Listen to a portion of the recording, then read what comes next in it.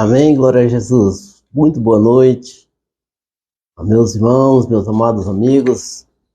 Estamos chegando nessa quinta-feira de muito calor aqui em Goiânia, né?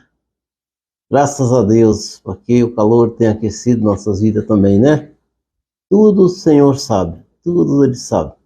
Ele sabe quando necessita do calor, quando necessita da chuva. O Senhor sabe todas as coisas. E por isso, essa noite nós estamos alegres, felizes, porque o Senhor está conosco. O Senhor nos deu vida mais um dia, mais uma semana, né? Então nós comemoramos todos os dias a vitória no Senhor, pela vida que Ele nos dá, pelo fôlego de vida, pelo pão de cada dia, pela família. Tudo te louvamos ao Senhor, tudo nós louvamos ao Senhor, porque o Senhor é digno de nós, de toda honra e toda glória. Amém? Vamos começar a orar ao Senhor nesta noite. Pai amado, Pai querido, nós te adoramos, exaltamos ao teu santo nome, te damos graças, Senhor, te louvamos, ó Deus, o teu amor, Senhor, a tua bondade esteja sobre nós. Deus abençoa, Senhor, a vida dos meus irmãos, meus amigos. Abençoa, Deus, Pai, em nome de Jesus. Querido Pai, querido Deus, nós te adoramos e te exaltamos, Pai. O Senhor Deus possa estar falando, Deus, através da tua palavra, com a vida, Pai, de cada um dos meus irmãos. Amém? Glória a Jesus, aleluia. Esta noite nós vamos usar um método diferente, né? Porque nosso equipamento deu um pequeno problema, né? Mas não deixamos de semear a palavra do Senhor, não, né? Não tem problema nenhum. Glória a Deus. Então nós vamos hoje estar meditando num pequeno trecho da carta de Paulo à igreja de Tessalônica. Primeira carta de Paulo aos Tessalonicenses, capítulo 5, versículo 1 até o versículo 11, né? É um texto muito lindo. Os irmãos viram a chamada hoje, né? A chamada, qual que é o texto da chamada? Os sinais dos últimos tempos, né? Estamos falando da última trombeta. Ao soar da última trombeta, Senhor Jesus rompe sobre nós e volta para nos buscar. Mandar um abraço para os irmãos que estão chegando aqui. Já tem a Suzete, a Valcia, a pastora Ceissa, tem outros irmãos já por aqui também. Graças a Deus pela vida de vocês, tá bom? Então vamos ler o texto da palavra de Deus, né? Carta de Paulo aos Tessalonicenses, capítulo 5.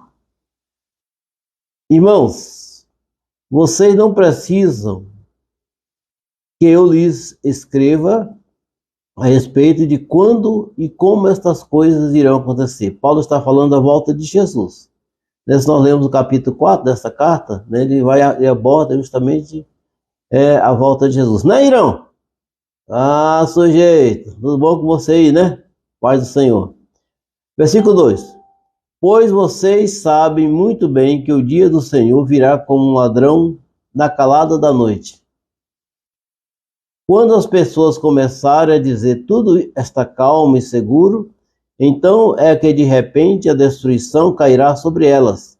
As pessoas não poderão escapar, pois será como uma mulher que está sentindo as dores de parto. O Paulo usa uns termos muito claros para nós, né?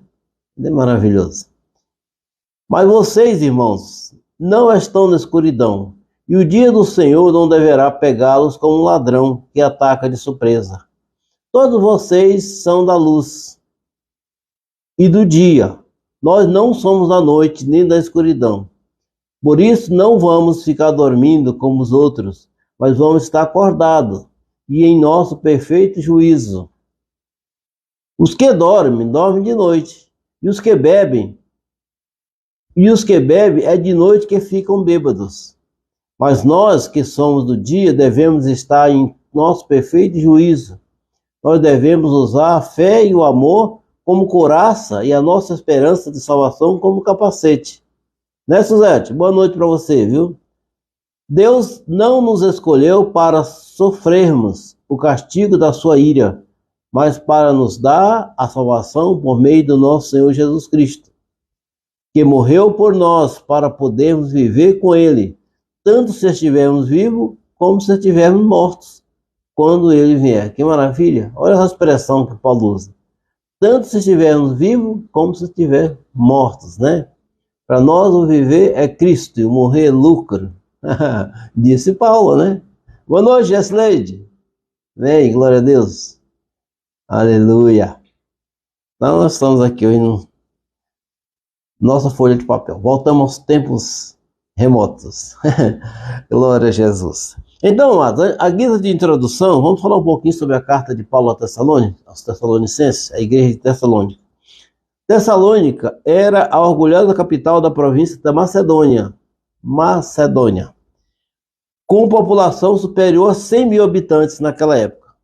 Portanto, uma grande cidade naquela época. Era uma cidade portuária com grande influência econômica na cultura e religião greco-romana. A primeira carta de Paulo à igreja de Tessalônica tem sua autoria compartilhada com Silas e Timóteo. No primeiro versículo, do primeiro capítulo, ele fala sobre isso, né? O apóstolo Paulo e o servo do Senhor Silas e Timóteo. Silas e Timóteo, seus cooperadores diretos na segunda viagem missionária. Registro de estudioso altamente confiável data esta carta como escrita no final dos anos 40, sendo considerada a primeira carta de Paulo. Então, a carta de aos Tessalonicenses foi a primeira carta que Paulo escreveu, segundo o registro dos estudiosos, né? Pessoas confiáveis. Nesta carta, Paulo dá ênfase ao tema escatológico. Escatológico vem da escatologia, que fala sobre a escatologia é a ciência dos últimos dias, que trata dos assuntos dos últimos dias, dos últimos tempos.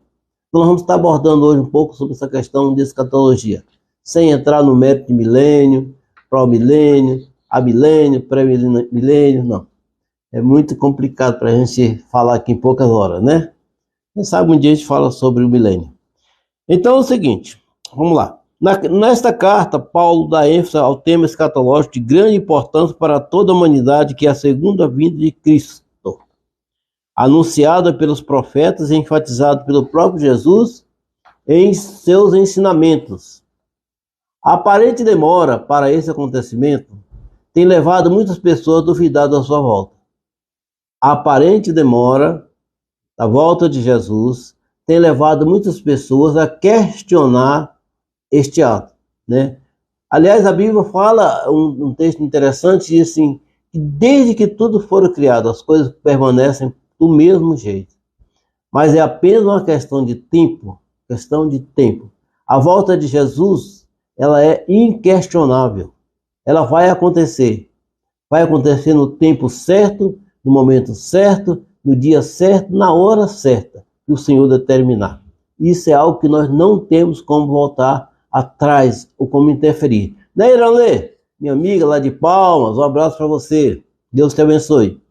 Então, a aparente demora para esse acontecimento tem levado muitas pessoas a duvidar da sua volta e até desistir da fé. Mas temos que compreender que tudo está no tempo de Deus. Tudo está no tempo de Deus. Nada está atrasado. Está rigorosamente no tempo de Deus. Porque a volta de Jesus é uma consciência que nós temos de que acontecerá quando o evangelho de Cristo for pregado a toda criatura. Jesus falou isso. Quando o evangelho do reino for pregado a toda criatura, então Jesus voltará.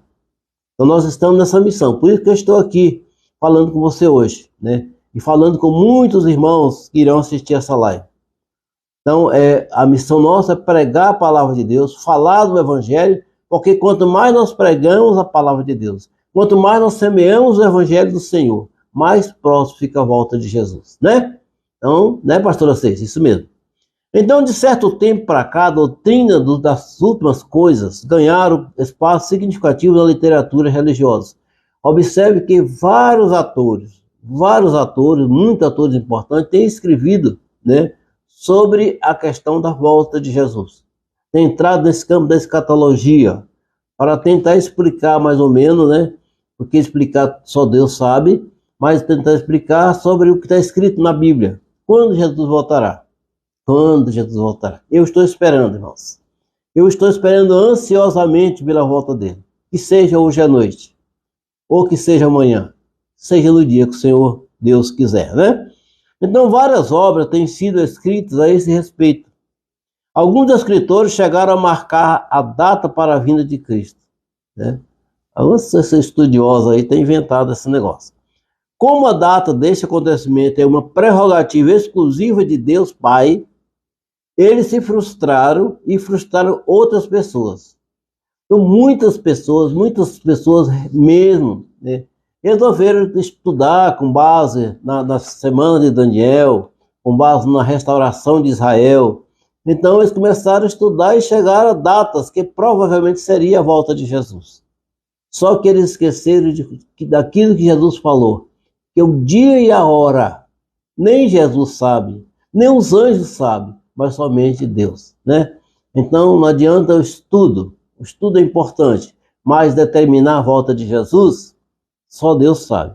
Eu peguei aqui alguns fatos interessantes, algumas pessoas que fizeram prognóstico à volta de Jesus. Veja bem, Michael Stifel diz que Jesus voltaria dia 9 de outubro de 1533. Ele não voltou. William Miller, um pregador batista, previu que o segundo advento, a volta de Jesus, ocorreria no dia 21 de março de 1844. Também não voltou. Aí ele refez os cálculos dele lá e disse, não, ele vai voltar no dia 18 de abril de 1844. Também não voltou. Não voltou. Então, o fundador da Capela do Calvário, né, que é uma religião, chamado Chuck Smith, publicou o livro Fim dos Tempos em 1979 e escreveu que o advento seria momento antes de 1981.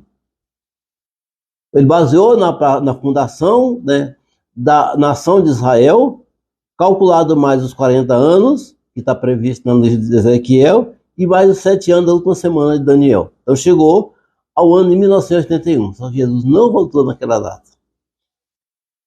Veja bem, o ministro menonita russo, chamado Klazep Jr., previu que Cristo retornaria dia 8 de março de 1889.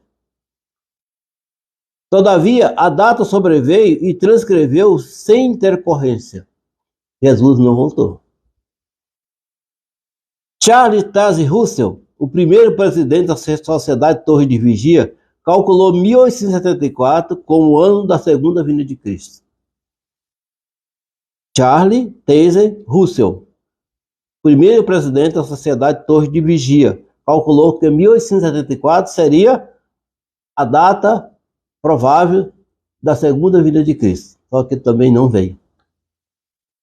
E o mais recente, em 2011, Harold Kemp previu o fim do mundo e uma série de terremotos devastadores a partir de 21 de maio de 2011.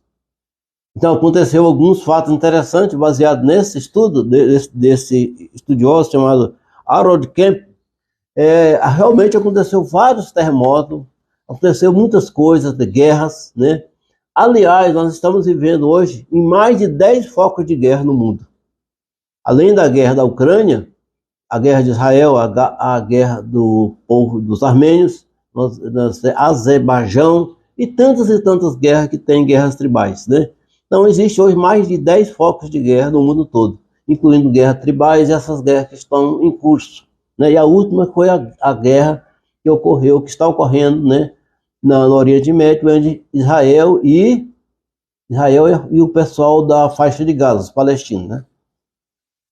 Então, o certo é que esses prognósticos que foram feitos sobre a volta de Jesus foram feitos com base em alguns estudos. E os estudos, cada estudo que era feito, aqueles que estudaram levando em consideração as 40 semanas de Daniel e outros e tantos estudos de pessoas que basearam na Bíblia. Por que eles falharam, irmão? Porque a volta de Jesus é um evento que somente Deus, o Pai, sabe determinar o dia exato. Jesus falou isso. Nem o Filho, nem os anjos sabem, mas somente o Pai. Então não adianta as pessoas calcularem, gastar tempo, né? E gaste tempo, estudem, né? Mas vamos chegar à conclusão de que a volta de Jesus só ocorre quando o Evangelho for pregado a toda criatura na face da terra. Aí sim Deus determinará ao som da última trombeta. Eu estou com os ouvidos aqui, o ouvido de cá está um pouco é meio surdo, né? Mas de cá tá bom. Eu estou muito assim atento, porque eu quero ouvir o som, o soar da última trombeta e Jesus voltar para buscar a sua igreja. Vai ser uma festa, não é, irmã Luzinete? Vai ser uma festa nos céus. No dia que Jesus voltar, ao soar da última trombeta, para levar a sua igreja e ressuscitar aqueles que morreram em Cristo para estar com ele. Aí sim, isso acontecerá no dia que o Senhor Deus determinar. Então ele não vai menosprezar os estudos dessas pessoas que estudaram, mas a gente sabe que por que não aconteceu nada a respeito da volta de Jesus? Porque a volta de Jesus acontece no dia que Deus vai determinar. Né? Eles estudam, amém. Eles estudam. A gente faz alguns prognósticos, né? Nós estamos vivendo atualmente várias questões desse foco de guerra, e Jesus falou, quando vier a guerra, rumores de guerra, fome, peste, terremotos, então está próximo do fim. Está próximo do fim. Então eu acredito que esse próximo que Jesus falou vai ser logo, né? Então a gente está ansioso. Sempre eu faço referência, amados, a uma placa que existia na minha cidade, quando eu morava no norte, uma placa escrita por alguma igreja, escrito o seguinte: viva hoje como se Jesus voltasse amanhã. Aí eu, por minha livre e espontânea, né, sabedoria, eu falei, vamos mudar essa placa. Né? É claro que eu não fui lá tirar a placa dos irmãos, mas vamos mudar o conceito. Vamos dizer, viva hoje como Jesus voltasse agora, porque não vamos saber o dia nem a hora. Né? É eles, fica atento aí, meu jovem. Então Jesus vai voltar quando Deus determinar, quando o seu evangelho for pregado a toda criatura. Irmãos, eu estava fazendo uma análise a respeito disso, depois do advindo das mídias sociais, da internet, isso está quase acontecendo, irmãos. Achar alguém que nunca ouviu a palavra de Deus é raro. Ele pode até não aceitar. Ele pode até fazer de conta que não ouviu, mas ele ouviu. Porque a palavra de Deus está sendo pregada a velocidade tão grande, depois que veio a internet, depois que veio as mídias, né? Nós estamos fazendo essa live desde 2020, né, pastora Seis? Desde 2020. E olha que muitas pessoas já assistiram essa live. Então, nós vemos então que o evangelho está sendo pregado a galope, mas nós podemos acelerar. Cada um de nós, é responsabilidade nossa. Porque a palavra de Deus diz que se nós calarmos, as próprias pedras clamarão. Nós vamos deixar que as pedras clamem, porque nós podemos clamar. Né? Amém? Então, meus irmãos, vimos aí esses prognósticos feitos por esses estudiosos sobre a volta de Jesus e que não aconteceu. Por quê? Porque o Senhor não determinou o som da última trombeta. Estou esperando. Então, a análise expositiva desse texto nos leva a entender umas coisas muito interessantes. O versículo 1 diz assim: irmão, vocês não precisam que eu lhes escreva a respeito de quando estas coisas vão acontecer. Que coisas? A volta de Jesus. Porque Paulo havia escrito no capítulo 4, quando ele fala sobre a volta de Jesus, que quando Jesus vier, os mortos, que aqueles que morreram em Cristo ressuscitarão primeiro, e os que estão vivos em Cristo serão arrebatados nas nuvens para encontrar com o Senhor.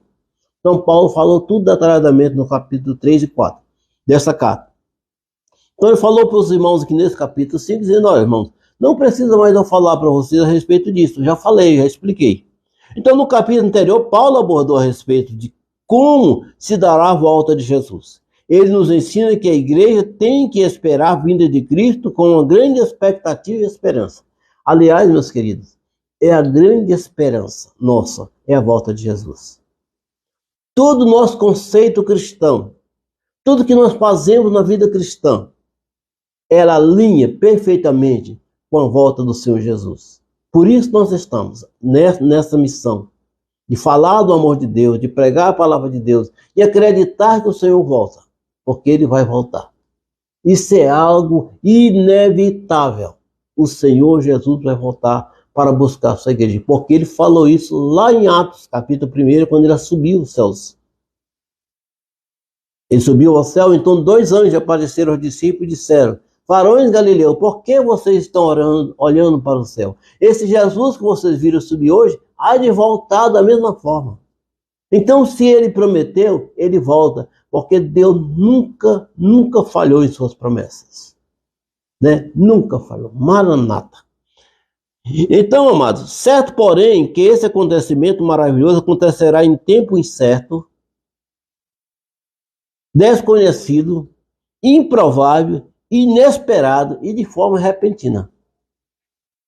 Você viu bem como é que é o negócio? Ó, esse acontecimento ocorrerá em tempo incerto, ou seja, ninguém sabe. Em tempo desconhecido, em tempo improvável, inesperado e de forma repentina. É como o Senhor falou lá em Mateus 24, que assim como um relâmpago vai do Oriente até o Ocidente, assim será a vinda do Filho do Homem. Tudo de repente, mas de forma inesperada. Aí, Lúcia Valadão, aí tá esperando, minha filha? Tá de prontidão aí já? O Senhor tá voltando. Maria das Graças, minha amiga lá em Araguaína, um abração para você, para Oswaldo. Esse povo maravilhoso aí. Então, amado, Mateus capítulo 24, versículo 36, vem confirmar aquilo que eu falei há pouco, diz o seguinte: mas a respeito daquele dia e hora, ninguém sabe, nem os anjos do céu, nem o filho, senão o Pai. Falei agora, né? Então, o dia da volta de Jesus é um segredo guardado por Deus. Nós temos mais ou menos uma ideia de quando acontecerá, como acontecerá, porque Jesus falou. O capítulo 24, né, de Mateus, o Senhor Jesus fala muito sobre esse tema na volta dele. A primeira carta de Paulo aos Tessalonicenses, no capítulo 3 e 4, Paulo fala muito sobre a volta de Jesus. Então nós temos que trabalhar essa ideia, baseado nisso que Jesus, naquilo que Jesus falou, naquilo que Paulo falou, que está escrito na sua palavra, a santa palavra do Senhor, nós temos a ideia de que Jesus está prestes a voltar, mas muito próximo. Muito próximo. Porque o seu evangelho está sendo pregado ao mundo todo. E as coisas, os sinais que antecedem a volta de Jesus estão acontecendo. E um interessante, amados, que às vezes as pessoas não ligam o fato, mas a guerra que está acontecendo em Israel pode ser um dos sinais da volta de Jesus, né? Porque o Senhor Jesus falou sobre isso. Talvez não seja essa guerra, seja outra com Israel, mas o certo é que atacar Israel, né, guerra contra Israel, sempre é uma preeminência da volta de Jesus. Porque ele diz que quando a cidade santa for atacada pelos gentios, está próximo à volta do Senhor, né? Então, maravilha. Mas certo é que, mais a respeito daquele dia e hora, ninguém sabe, nem os anjos do céu, nem Jesus Cristo, mas senão o Pai. Aleluia, meu Deus. Glória ao Senhor. Vamos aqui, passar a folhinha? Né? Bem. 1 Tessalonicenses 4,16, que eu abordei agora há pouco, diz assim: porque o Senhor mesmo, dada a sua palavra de ordem, e essa palavra de ordem nós estamos esperando, né? Porque o Senhor mesmo, dada a sua palavra de ordem, ouvido a voz do arcanjo, e ressoada a trombeta de Deus, descerá dos céus e os mortos em Cristo ressuscitarão primeiro. Capítulo 4,17 diz: depois nós, os vivos, né? Os que ficarmos, seremos arrebatados juntamente com eles, entre as nuvens, para o encontro com o Senhor nos ares, e assim estaremos para sempre com o Senhor. Maranata, Maranata, aleluia. Entenderam como é que é a coisa? Paulo esclarece de forma tão simples, né, como se dará a volta de Jesus. Porque o Senhor, Deus mesmo, dada a sua palavra de ordem, quando Deus dá a palavra de ordem, então, ouvida a voz do arcanjo e ressoada a última trombeta. Que maravilha! Vai ser um dia de grande festa. Porque aí então os mortos em Cristo ressuscitarão, a igreja do Senhor será arrebatada e levada juntamente com eles para encontrar com Jesus nos ares. Então todos nós estaremos juntos com o Senhor nos céus, declarando Dia e noite, santo, santo, santo é o Senhor dos Exércitos. Glória a Deus nas alturas. Aliás, irmão, vai ser nosso papel. Glorificar a Deus. Dia e noite, juntamente com os anjos do Senhor, declarando que santo, santo, santo é o Senhor.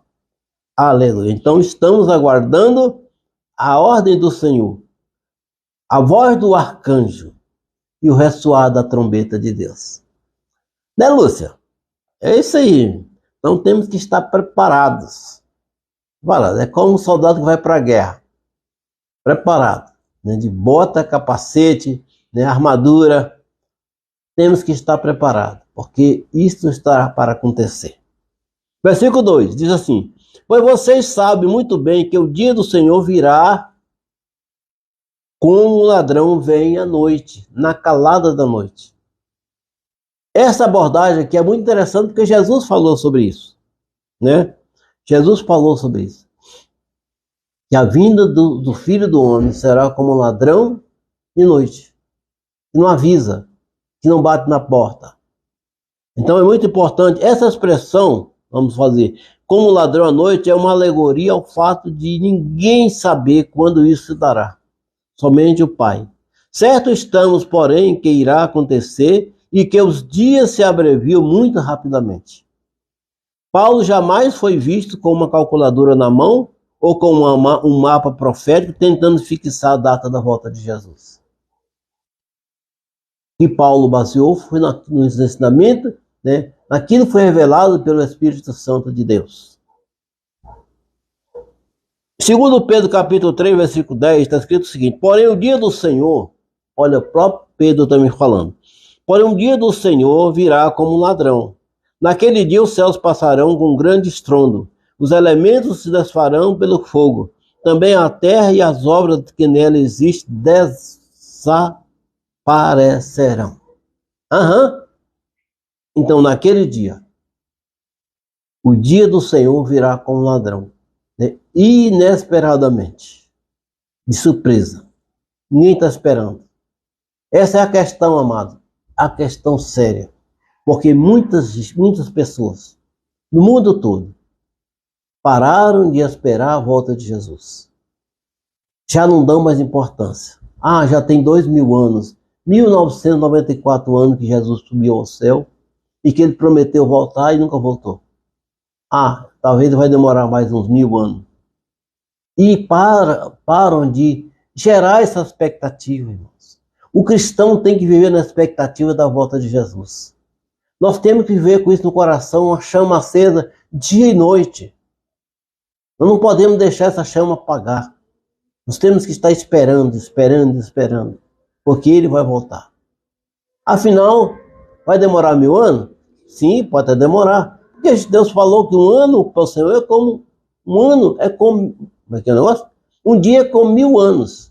E 1000 anos é como um dia. Então a eternidade para Deus é uma questão de nada. Porque Deus é eterno.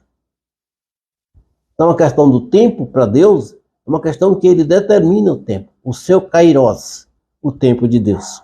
Né? O Salmo 90, versículo 4, análise de Moisés, ele diz assim: pois 1000 anos aos teus olhos são como um dia. 1000 anos aos teus olhos são como o dia de ontem, que se foi, e como a vigília da noite. Estão entendendo? Então, 1000 anos para Deus é como o dia de ontem, é como um dia. Então, o tempo para Deus não se conta porque ele é eterno. Aliás, somente Deus é eterno. Somente o Senhor é eterno. Vamos lá, versículo 3. Deixa eu ver a hora. Está aqui. Versículo 3 diz: quando as pessoas começaram a dizer, é o que eu falei há pouco, mas presta atenção, olha só. Quando as pessoas começaram a dizer, tudo está calmo e seguro, está tudo tranquilo, né? Vamos para o estádio assistir o jogo, vamos para o rio pescar, vamos fazer tantas e tantas coisas. Aí é que está.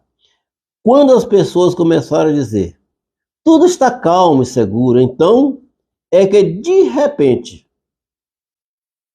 a destruição cairá sobre elas.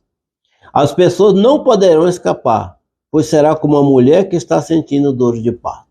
vai acontecer. Vai acontecer. Então, amados, se tiver que pescar, vai pescar esperando.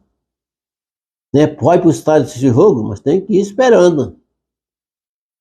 O certo é que nós temos que estar esperando todo o tempo. Porque quando tudo estiver calmo, a mais calma bonança, aí sim, inesperadamente, a terra, e de repente, a destruição cairá sobre ela, sobre elas. Não, mas estudar sobre a volta de Jesus, a gente poderia passar aqui a noite toda falando sobre isso. É maravilhoso, irmão. Nós vivemos em função disso. Se algum cristão não tiver essa perspectiva, se algum cristão não tiver essa ansiedade, essa esperança, oh, mano, é a mais infeliz das criaturas. Nós temos que viver por isso. Viver por isso, esperando a volta do Senhor Jesus. Então, o texto que nós lemos, o versículo 3, nos adverte que a vinda de Cristo acontecerá em um aparente tempo de paz. A vinda de Cristo aparecerá, né? Ocorrerá no aparente tempo de paz. Quando os governantes das nações se reúnem para celebrar acordo de paz e segurança para o mundo. Quando tudo estiver maravilhosamente bem, tudo estiver tranquilo, né? Os homens estão no seu bel prazer. Aí é que está a coisa, né, irmãos? Lucas capítulo 12, versículo 39, diz assim: Sabei, porém, isto, que se o pai de família soubesse a que hora havia de vir o ladrão, vigiaria e não deixaria minar a sua casa. O que o Senhor Jesus está falando aqui no narrativo de Lucas? É que ele está fazendo uma alegoria a respeito do ladrão. E se o pai de família, o dono da casa, soubesse que hora e que dia o ladrão vinha vir, ele cuidava, ele trancava, ele ficava de vigia. Então, como nós não sabemos que dia que Jesus vai voltar, nós temos que estar de vigia todo o tempo. Vigiando. Nós temos que ser vigilantes, né? Oh, maravilha. Vamos lá. Segundo Pedro, capítulo 3, versículo 9, o apóstolo Pedro fala o seguinte: O Senhor não retarda a sua promessa, ainda que alguns a julguem demorada. É o grande perigo. Pelo contrário, ele é paciente com vocês, não querendo que ninguém pereça, mas que todos cheguem ao arrependimento. Eu dou graças a Deus. Sabe, amado, eu aceitei Jesus há 35 anos atrás. Né, pastor Gilvan? 35 anos atrás. 38, né? Estou errando a conta aqui. 38 anos atrás. E graças a Deus que o Senhor foi paciente para comigo. Ele esperou que eu aceitasse. Que ele esperou que a minha casa aceitasse. E está continuando esperando por você. Quem sabe? Quem sabe Deus está esperando que você o aceite, que você se arrependa, que você declare que Jesus Cristo é o Senhor. Que o Senhor, Ele é o Salvador da sua vida. Então é importante, amados, porque, como diz o apóstolo Pedro aí, pelo contrário, Deus é paciente para conosco. Deus é paciente para conosco, não querendo que ninguém pereça, mas que todos cheguem ao arrependimento. É muito importante. Tanto que Deus é bom. Deus é bom. Deus é bom. Se Jesus tivesse voltado na perspectiva de Charles Miller, né? Talvez eu não teria aceitado. Não teria tido a oportunidade de aceitar Jesus. Mas Deus foi paciente comigo. E Deus quer ser paciente com você. Ele está te dando uma chance. Assim como Ele deu a mim uma chance de aceitá-lo, né? E o próprio Pedro, na sua segunda carta, capítulo 3, versículo 4, ele escreveu: Onde está a promessa da sua vinda? Onde está a promessa da sua vinda? Porque desde que os pais morreram, todas as coisas permanecem como desde o princípio da criação. É isso que eu falei pouco a respeito disso aí. Então muitas pessoas baseiam nisso. Onde está a promessa de Jesus voltar? Onde está a promessa? Já tem 2000 anos que ele foi. As coisas continuam do mesmo jeito. Nada mudou. Continuamos esperando. Vai demorar mais um tempo. E isso é um erro que às vezes as pessoas praticam. Porque o tempo de Deus é exclusivo dele. Então, a promessa não retarda, como Pedro escreveu no versículo 9 do capítulo 3. O Senhor não retarda a sua promessa, mesmo que para alguns a julgue demorada. Ele não retarda. O relógio do Senhor não atrasa. É o relógio mais pontual do universo. Nada está atrasado. Tudo está no seu tempo. Tudo está no seu tempo. Maravilha, Maranata. Versículo 4. Mas vocês, irmãos, que não estão na escuridão, o dia do Senhor não deverá pegá-los como um ladrão que ataca de surpresa. O que Paulo está dizendo? Que nós que aceitamos Jesus, não estamos na escuridão.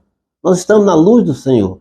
Então, se o ladrão vier, no exemplo que ele dá aqui, não vai nos pegar de surpresa. Quando Jesus voltar, porque aqui é uma alegoria, tá, irmão? Do ladrão. Quando Jesus voltar, não vai pegar de surpresa, porque nós vamos estar vigiando, porque nós estamos na luz do Senhor. Paulo nos diz que aqueles que estão em Cristo, na luz dele está. E quem está na luz não tropeça. Grande parte da humanidade até acredita que na volta de Jesus, mas tem por expectativa que isso não acontecerá em sua geração. É algo para o futuro muito distante. Muitas pessoas pensam que Jesus voltará quando ele morrer, depois que ele morrer, com os netos morrer, com os filhos morrer, e fica nessa ideia de que a promessa está retardada, mas não está. Então, vamos continuar aqui. 1 Coríntios 15, 52, Paulo nos adverte: no momento no abrir e fechar de olhos, antes a última trombeta, essa última trombeta é interessante, irmãos. Antes a outra trombeta, porque a trombeta soará e os mortos ressuscitarão incorruptível e nós seremos transformados. Promessa maravilhosa. Olha só, amados. No momento, no abrir e fechar de olho, antes a última trombeta, porque a trombeta soará e os mortos ressuscitarão incorruptíveis e nós seremos transformado. Não foi isso que Paulo escreveu lá em Tessalonicenses? Foi. Em Apocalipse 10:7, João escreveu o seguinte: mas nos dias da voz do sétimo anjo, eu leio de novo aqui.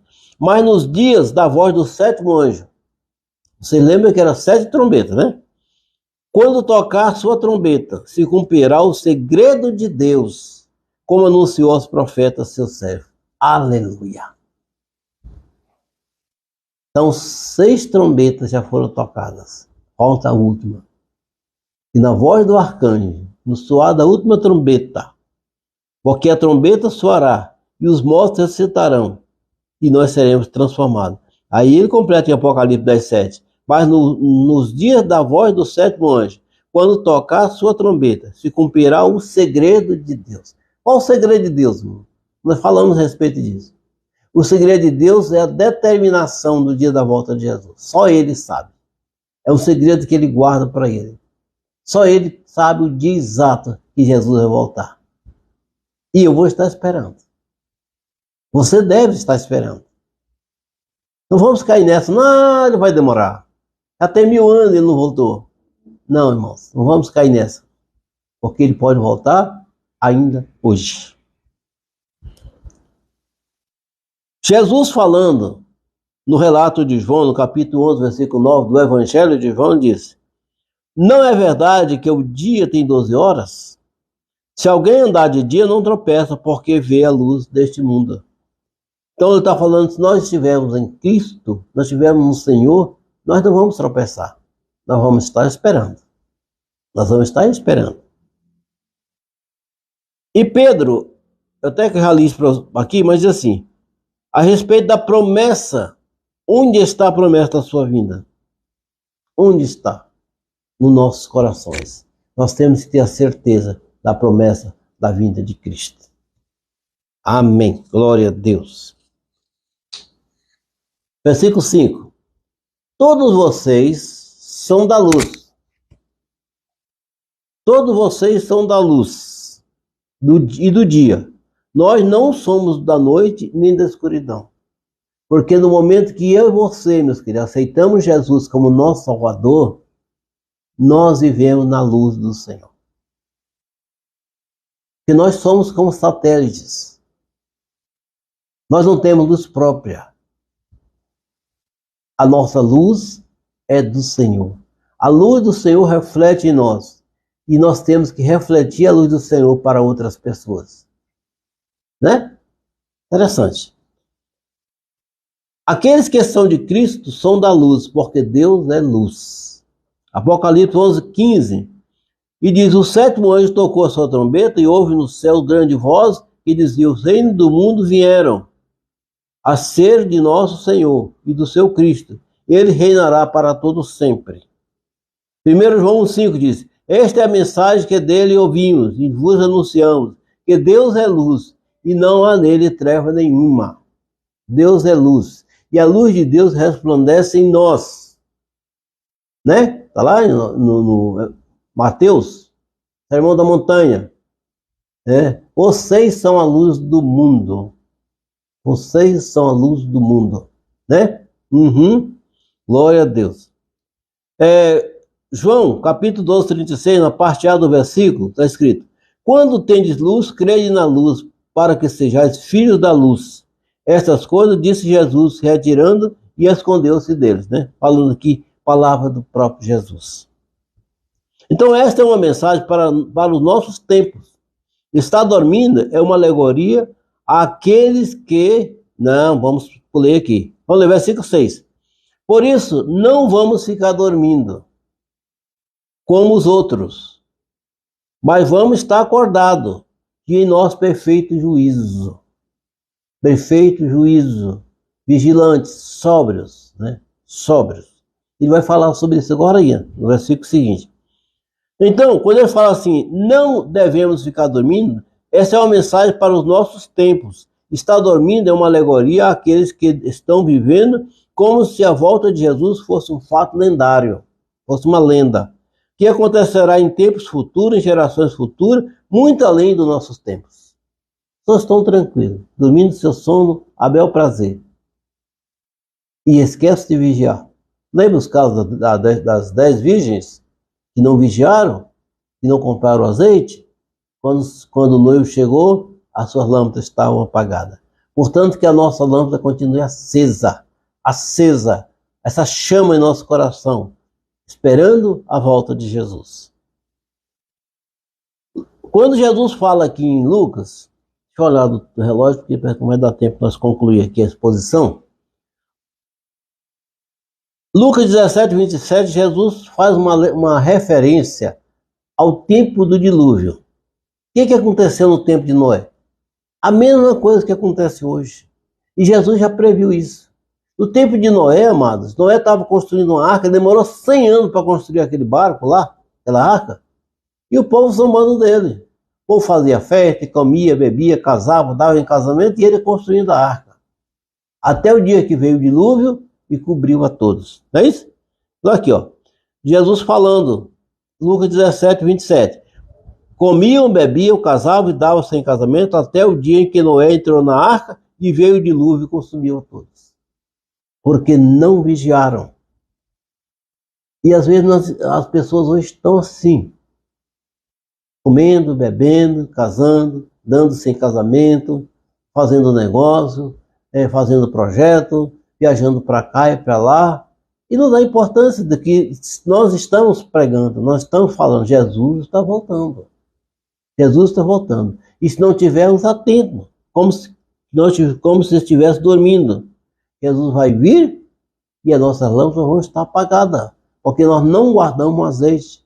Nós não guardamos azeite para as lâmpadas. O que é guardar o azeite, irmão? É andar segundo a palavra. É andar segundo a palavra, dia e noite. É esperar. É atentar-se para que tudo aconteça segundo aquilo que Jesus falou, né? Que está na sua palavra. E no versículo 30 do capítulo 17 de Lucas, Jesus falou assim: assim será o dia em que o Filho do Homem se há de manifestar. Igualzinho no tempo do dilúvio. 1 Tessalonicenses 5, 6, né? Nós falamos aqui assim: não durmamos, pois como os demais, mas vigiemos e sejamos sóbrios. Sóbrios. Sóbrios. Por que ele fala assim? No versículo 7, diz assim: os que dormem, dormem de noite, referindo-se ao tempo. E os que bebem, é de noite que ficam bêbados. E quando as pessoas ficam bêbadas, que perde o juízo, perde a sobriedade, perde a vigilância. Então ele está falando, cuidado. Ele não está falando aqui de beber literalmente. Está falando uma referência. Está fazendo uma alegoria, né, a respeito de que as pessoas que bebem se embriagam e perdem a noção do tempo, perdem a sobriedade da vida, não vigia. É por isso que ele está falando, né? Os que dormem, dormem de noite. E os que bebem, se embebedam de noite. Então nós temos que ter todo esse cuidado. Então Paulo nos adverte severamente sobre a necessidade de estarmos acordados. O que de fato ele quis dizer é que devemos estar vigiando para não ser pegos despercebidos.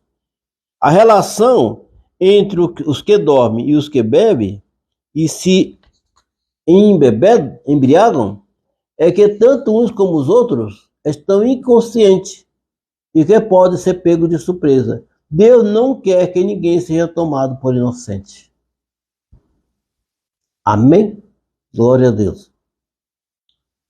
Lá em Naum, profeta, capítulo 1, versículo 3 diz o seguinte: o Senhor é tardio em irar-se, mas grande em poder, e ao culpado não tem por inocente. O Senhor tem o seu caminho na tormenta e na tempestade, e as nuvens são pó para os seus pés. Então o Senhor faz tudo de acordo com aquilo que Ele quer fazer, né? Versículo 8, vamos dar uma acelerada aqui. Mas nós que somos do dia, devemos estar em nosso perfeito juízo, sóbrio, não estar dormindo e nem bêbado. Nós devemos usar a fé e o amor como couraça, proteção, e a nossa esperança de salvação como capacete. Olha só que maravilha, irmão. Então nós que somos do dia devemos estar em nosso perfeito juízo. Ele falou o quê? Que os que bebem, os que dormem, dormem de noite. E os que bebem, embriagam-se de noite. Mas nós não vamos estar dormindo quando Jesus voltar e não vamos estar embriagados. Porque nós vamos estar vigilantes. Né, Valci? Isso aí. Opa. Ser do dia é fazer parte dos filhos que seguem Jesus e anda à luz de suas palavras. Salmo 119, 105 diz o quê? Que lâmpada para os meus pés são a tua palavra, Senhor.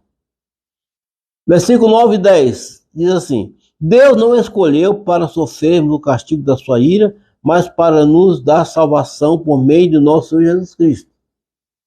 Plano de salvação.